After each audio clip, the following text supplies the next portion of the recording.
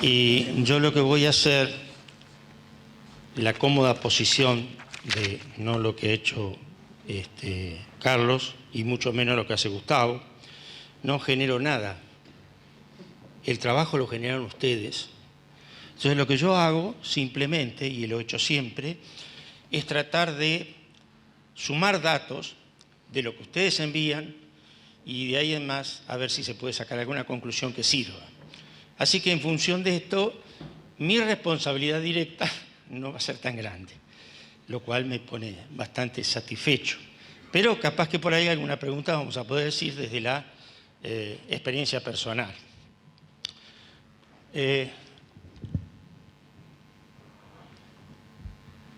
El objeto que nos fijamos para esta primera charla era comunicar los datos de las muestras que se recibieron en el laboratorio que enviaban los veterinarios, ¿no es cierto? Y lo más importante es terminar en los últimos 5 años, que son entre el 2018 y el 22, donde tuvimos algunos detalles técnicos implementados en el laboratorio y que realmente empezaron a arrojar un poquito más de luz y mejorar la sensibilidad y especificidad de las pruebas que estábamos dando nosotros. Y por eso también analizar algunos resultados para el control voluntario, porque quien envía muestras al laboratorio lo hace exclusivamente en forma voluntaria. Y uno puede sugerir algún muestreo más o lo que sea, pero la decisión pasa por el veterinario, de manera que ahí vamos a centralizar la responsabilidad de todo lo que vamos a mirar hoy. ¿Qué hacemos nosotros en el laboratorio? Hace muestras de muchos años atrás de Trichomonas y Campylobacter, y en tricomoniasis se utiliza el medio de cultivo que nosotros armamos en el 1982, después de la Guerra de Malvinas. Trichomonas medium dejó de entrar al país, y como dejó de entrar al país había que hacer algo. Nosotros hicimos un desarrollo, pero optamos por un medio que tuviera elementos fácilmente manejables, drogas fácilmente manejables. Existía la leche, como dice Carlos, existía el medio de hígado, que había que hervirlo y demás, y no estábamos en condiciones o no teníamos la seguridad de que eso en el tiempo iba a sucederse. Así que lo que se hace en el laboratorio, se reciben las muestras tomadas en ese medio de cultivo tricoazul, desarrollado, ya les digo, en el 82, y a partir de allí empezamos a encontrar algunos datos.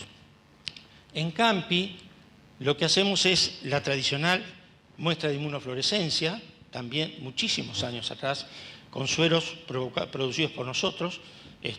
Gustavo tiene mucho que ver en todo esto, y a través de sueros de conejo, hiperinmunizados, y de además se marcan con isotiosanato para poder revelar el material que estamos viendo de lo que envían ustedes. Y por último, las pruebas de qPCR que Gustavo va a desarrollar con más precisión. Esto que estos chicos han inventado para hacernos hablar a los viejos, no puedo dejar de mencionarles que es lo que nosotros, cuando empezamos a trabajar en el año 83, 82, pudiendo exigir o pudiendo solicitar y a veces rogar que nos dijeran de dónde venían las muestras. Esto que se había puesto en marcha en el año 83, recién pudimos establecer una serie de datos que nos permitían encontrar la realidad de lo que ese establecimiento tenía. Y así es como a través de estos años, 40 años, nosotros fuimos viendo la cantidad de animales positivos y la cantidad de establecimientos positivos. En este caso, llegamos a juntar casi 46.000 establecimientos y 65.000 para Campi. Siempre los valores de Campi son superiores en nuestro caso, porque nosotros recibimos envíos de laboratorios de transferencia o envíos de otros laboratorios, de manera que la muestra se nos agranda en el caso de Campylobacter. Pero ustedes vean cómo arrancamos con prácticamente una prevalencia, una tasa de infección de alrededor del 50%. 50% de los establecimientos que llegaban al laboratorio tenían tricomona y tenían campylobacter. Y después de eso, los veterinarios fueron mejorando digamos así, sus decisiones, fundamentalmente, y así es como vemos que han ido disminuyendo. Hay veces con algunos altibajos, este caso es de Campi, y con el caso de tricomona, que es más fácil que campylobacter, con algunos valores cercanos al 10%. Pero ¿por qué les digo todo esto? Porque la comparación de ese 50% tenía 392 rodeos para Campi, para Campi, bien digo, y 343 para trico, cuando al final estamos llegando a ese 10% famoso, ya ahora estamos analizando casos de 2.600 y 2.100 establecimientos. O sea que realmente la multiplicación de los datos fue muy grande y por eso llegamos a esos números de información. Aquí les coloco que también en el año 2013 nosotros pudimos implementar, merced a toda una indicación que había dado Carlos, de hacer la PCR tradicional para poder desarrollar y diferenciar las tricomonas patógenas de las no patógenas. Y lo mismo empezamos a trabajar con algo de campylobacter, no con buenos resultados en sus principios, y hasta que se estableció la qPCR, que realmente resolvió un problema de sensibilidad importante, donde realmente estábamos seguros que lo que nosotros veíamos como Trichomonas fetus en el cultivo iba a ser convalidado por una qPCR y decir si era fetus o era no fetus. Esto nos sirvió de mucho. En el caso de los toros, tomando el dato de los toros, hemos analizado 1.100.000 toros para trico y 1.600.000 para campi. Y lo que le estamos mostrando aquí, a través de todos estos años, es exactamente lo mismo. Fíjense que tiene la misma respuesta. Campylobacter sigue siendo siempre más alto que trico. Trico se ha establecido en alrededor de valores de 1 y pico % cuando mejoramos la sensibilidad de la prueba, fundamentalmente.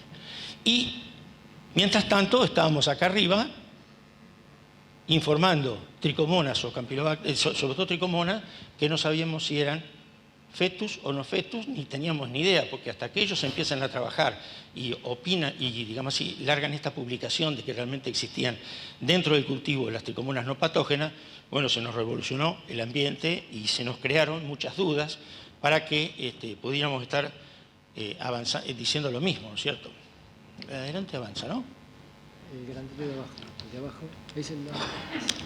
Entonces, al día de hoy, fíjense que en estos últimos 5 años todavía seguimos teniendo tricomonas no patógenas, pero no se informan, básicamente no se informan.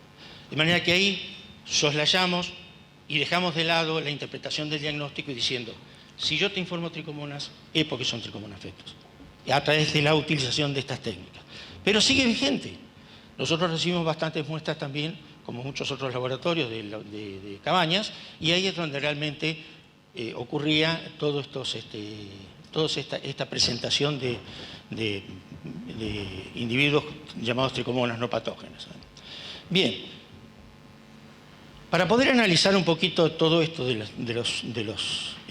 la presencia de las enfermedades, tomamos todos los establecimientos que habían realizado 2 muestreos seguidos, 2 años seguidos, 2 años consecutivos. ¿Por qué? Porque era importante.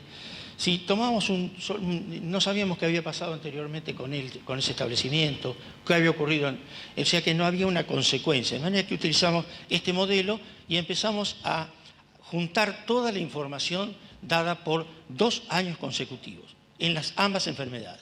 Así que se analizó la presencia o no de los patógenos, un solo animal ya se consideraba representante de la enfermedad, una sola muestra positiva. Y así es como logramos informarles en estos 5 años 4.300 establecimientos que se repitieron bianualmente para tricomona y 5.200 para campi. ¿Qué pasó en estos 5 años? Fíjense que la cantidad de negativos a través de todo esto era una cantidad muy alta en tricomona, alrededor del 90%. Estos son datos que no tienen diferencias y de manera que les diría que hay una política de una metodología de hallazgo que realmente nos da mucha seguridad porque todos estos casos alrededor del 90%, eran negativos los 2 años seguidos y además de eso, más tiempo juntada en otros periodos. La cantidad de los que eran positivos y se negativizaron, o sea, resolvieron el problema, están alrededor del 5 o 6%. Y aquellos otros que eran negativos y se positivizaron, están también alrededor del 4%, siempre en parecido. Por último, lo que vemos en Tricomona es una caída muy importante del 2018 en adelante a individuos que siguen siendo positivos a través del tiempo. O sea, en estos 2 años, solamente el 1,2, el 1,6 de los establecimientos eran positivos constantemente. Quiere decir que para esto se resulta, uno de los datos que uno puede analizar es que los resultados eran bastante similares, que los que persistieron negativos fueron muy superiores, del 88 al 90, muy altos, realmente estamos hablando bien de lo que significaba el diagnóstico. Los que salieron la enfermedad o los que se infectaron estaban valores en 3 al 6%, y los que persistieron enfermos, salvo en el caso del 2018, que se veía allí claro al inicio de todo este análisis, resultaron con valores bajos, o sea, siempre valores que estaban alrededor del 3 y pico %. Las medidas usadas por los veterinarios para estos casos no sugieren que han sido efectivas. O sea, lograron sanear, lograron curar y mantienen casi el 90% de los establecimientos muestreados, una cantidad grande de establecimientos, negativos siempre. En el caso de Campylobacter no ocurre lo mismo. No ocurría lo mismo con el caso de la cantidad de enfermos y tampoco ocurre lo mismo con esta. Allí nos situamos en un pico de alrededor del 80%. La cantidad de positivos a negativos, o sea, de los que resolvieron el problema o los que se enfermaron, son mucho más altos, 10%, 8%, y la cantidad de positivos anualmente seguidos, establecimientos que han repetido como enfermos, está también en casi, les diría que el doble de lo que significaba para Tricomona. Bien, como conclusión les podemos ir diciendo que valores significativos son valores significativamente diferentes a los obtenidos en Trico, que los que persistieron negativos están por debajo del 80%, allá teníamos el 90%, que los que controlaron la enfermedad también fueron superiores con respecto a Tricomona, y también fueron superiores los que siguieron siendo enfermos. No resolvieron el problema. Evidentemente, Campylobacter es más problemático para controlar por parte de ustedes. Nosotros desde el diagnóstico no les podemos decir demasiado, les podemos dar las armas que tenemos, pero el problema es difícil de resolver.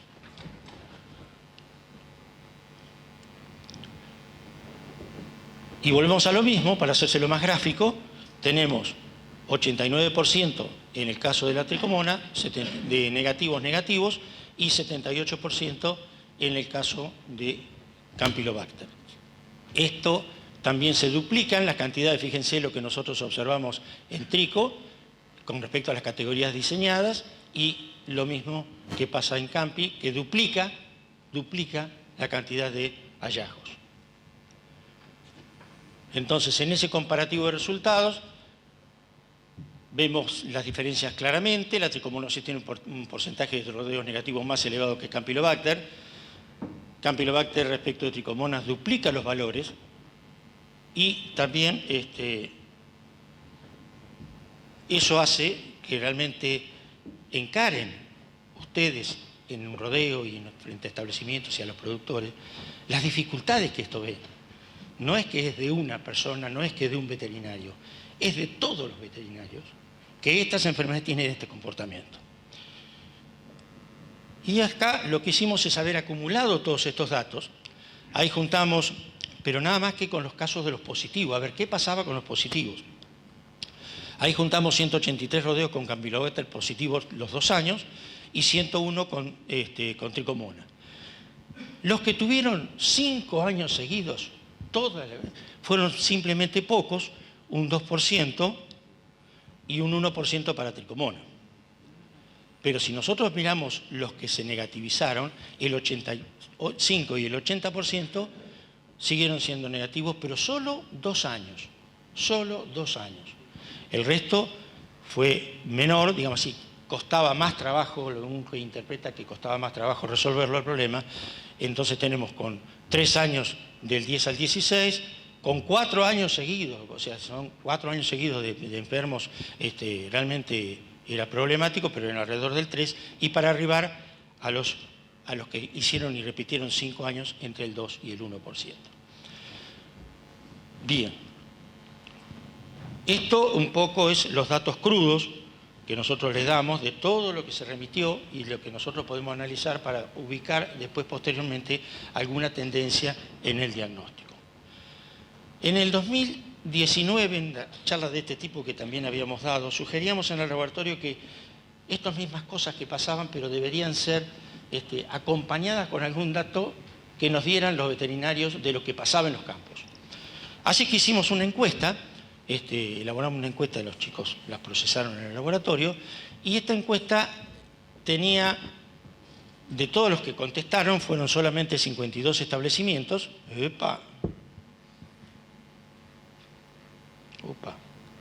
Me fui muy lejos. Solo 52 establecimientos, pero a todo este dato, para tener una información quizá comparable, le agregamos 7 establecimientos al azar con historia de no tener las enfermedades, y estos datos se agruparon por patología hallada, o sea, trico o campi, o por donde le tratábamos de solicitar, y es lo que muchas cosas le solicitamos, pero dentro de esa ubicamos, que era cuál era el diagnóstico de gestación que habían tenido estos establecimientos y la merma tactoparición o las pérdidas que habían provocado esta enfermedad después de haber sido dado el diagnóstico de gestación. En Vaquillonas les marqué un poco que de 31 establecimientos, 7 comunicaron menos del 80% y 11 comunicaron menos del 90%. Campylobacter fetus venereales, evidentemente era el que más problemas había tenido, el más frecuente, y además de ellos habían tenido también el más frecuente de datos de pérdida. Pero en la preñez, ahí aparecía también un caso, 9 establecimientos que no tenían servicio, comunicaron preñeces de menos del 96%. Gran planteo, ¿sirve o no sirve el Campylobacter? ¿Afecta o no afecta? Era el gran problema de lo que aquí podemos hablar ya. En Tricomona, en cambio, fíjense que de los 10 establecimientos, 5 tuvieron menos del 85%. Acá afectó, y afectó en serio. Realmente, o sea, la preñez la bajaron. Había también algunos 6 establecimientos que tenían ambas infecciones, y por último, que no tenían enfermedades, siempre giraron entre 2 establecimientos a 3 establecimientos con el 91 o menos del 96, para ser más concreto. No nos daba demasiada certeza para decir y focalizar perfectamente a dónde estaba el problema, pero lo que sí vemos es que por frecuencia Campylobacter fetus venerealis estaba siendo un problema que afectaba a la tasa de preñez. Este dato ya es referido a las vacas, y aquí nos aparece nuestro amigo fetus, donde realmente también de 8 establecimientos, 6 tienen menos del 90, o sea, está lo que podríamos decir el 90 en un trabajo que publicamos allá por el año 2016 con Mardones y demás, que hizo toda una serie de diagnósticos con datos del laboratorio, nos daba que el 90% como factores de error, el 90% era un límite con el cual uno debería estar utilizando medidas correctivas para resolver el problema de las venerias. Pero aquí lo que también nos pasa es que tenemos establecimientos con el 91 al 96, que es un poco lo esperable y lo que a los productores nos pone contentos cuando realmente llegamos a estos datos. Campylobacter fetus venerealis, de vuelta, de 34 establecimientos que se encuestaron, casi todos, porque son 24, tenían menos del 90% de preñez. Y algunos se salvaba y pasaba al 91%. Y esto también nos queda la duda. ¿Afecta o no afecta? Muchas veces algún veterinario o algunos nos han planteado, pero che, atendeme, los toros son negativos, tengo el 90 y pico por ciento, pero bueno, no sé. Nosotros lo que estamos haciendo acá, lo único que hacemos es brindarles el dato de lo que nos contestaron y lo que realmente pasa con Campylobacter. El otro tema, bueno, entonces, para un datito de conclusión, la presencia del Campylobacter produjo una mayor cantidad de caída de la preñez en vaquillonas y vacas, aunque 9 de 31 rodeos superaron el 90%.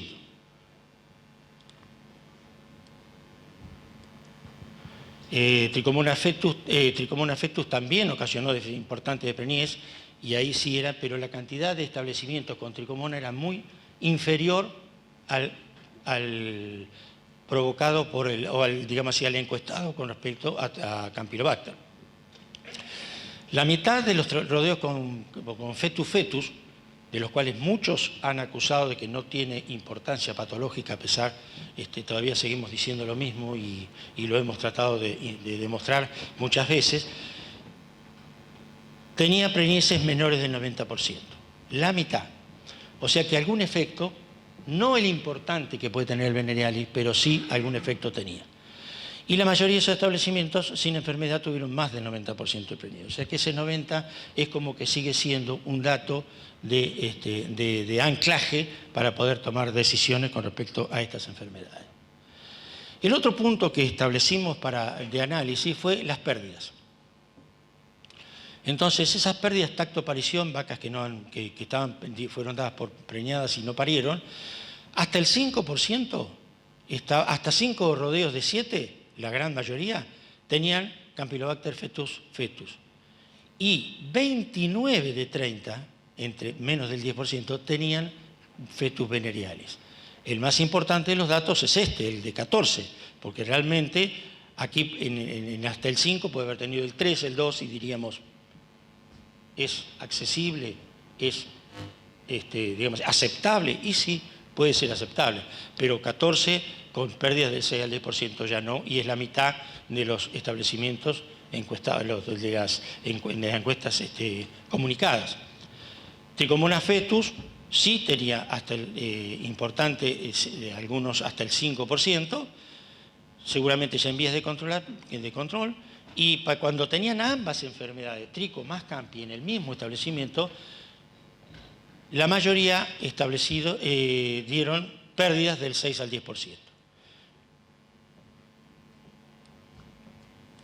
De manera que Campylobacter fetus venerealis, de acuerdo a estos datos, aparentemente ser una importante patología que ocasionó entre el 6 y el 10% de pérdida. Fetus no se observó con la misma intensidad de pérdidas. La infección mixta de Campylobacter y trico también produjo pérdidas importantes de 2/3 de los encuestados. Y ahora, con respecto a todo eso, lo que les puedo dar como dato de resultados de encuesta. Ahora vamos a hablar de otros datos surgidos de las encuestas, que son interesantes. Siempre sobre los mismos establecimientos y siempre que tenían problemas. Los mismos establecimientos tenían problemas reproductivos. 51% no realiza inseminación artificial. 24% rota los toros en servicio entre los distintos lotes. El 46% observó, y esto es muy frecuente, pasaje de toros con los vecinos. El 33% tuvo preñez por robo. El 13% observó abortos, pero de estos abortos, 6 de 8 se diagnosticaron Campylobacter, gran mayoría. Solamente 2 de 8 Trichomona fetus. El 56% solo aplicó o comunicó que aplicaba vacunas reproductivas. Y ese 6% realizaba tratamientos en los toros enfermos. Esto hace que realmente estamos bastante atrasados en cuanto a actividades o actitudes que puedan tener los productores o por sugerencia, y a veces no le dan pelota al veterinario, pero realmente son una de las cosas que siguen sosteniendo y marcando la tendencia esta de sostener las infecciones estas en los rodeos. ¿Qué es lo que hacen normalmente los veterinarios hoy? Repetición de muestreo hasta negativizar, y ahora sí estén pensando en aquel 80 o 90% de rodeos que siempre fueron negativos. Separación de los toros enfermos. Algunos implementan IATF y repasa con toros jóvenes y sanos. La vacunación de las hembras con mayor énfasis en vaquillonas, sin descartar la vaca y los toros. O sea que aquí hay una tendencia a aumentar la presión de vacunación en vaquillonas respecto de las vacas, y eso, en mi criterio, puede ser un error. Lo mismo no vacunar los toros, y eventualmente en tricomoniasis también, en casos especiales, se ha intentado la vacunación de las vacas con ese resultado que indicó Carlos, de que realmente no es que van a resolver el problema como podría ocurrir en Campi, sino que van a cortar el tiempo de eliminación.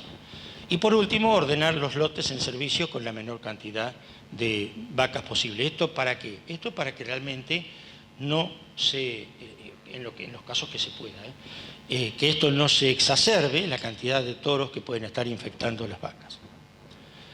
Como conclusiones, y esas sí son mías, y lamento y me pueden bajar la caña por todo esto, pero decir enseguida que estas enfermedades siguen presentes a pesar de todo el esfuerzo. El Campylobacter fetus venerealis continúa siendo más difícil de controlar que la Trichomonas fetus. La Trichomonas se controla con orden, simplemente orden, y eliminando los toros positivos. El Campylobacter ya ni siquiera tenemos eso, y tenemos un dato de vaca portadora que, por más sanos que estén los toros, van a entrar al servicio y se van a infectar con alguna vaca portadora. Que el Campylobacter fetus está presente, no es que no tiene ninguna importancia, está presente. Que los veterinarios de la actividad privada están empleando estrategias aceptables. ¿Por qué? Porque yo parto que durante tanto tiempo, 5 años, y tanta cantidad de rodeos, diferentes veterinarios y diferentes establecimientos lo hicieron, quiere decir que es aceptable la actividad que está realizando el veterinario, que podría ser mejor, pero es lo que realmente tenemos, y como dijo hoy el gallego, es lo que hay, ¿cierto? Y que seguramente esta información presentada son profesionales y productores que implementan medidas con el objetivo de mejorar la productividad. O sea, hay un objetivo, que es mejorar. Para mejorar, utilizan todas las herramientas que puedan tener a mano. Estamos seguros que estos datos serían distintos si se agregara a toda la población, como en el caso de la obligatoriedad que existe en otros partidos o provincias. Así que gracias por todo.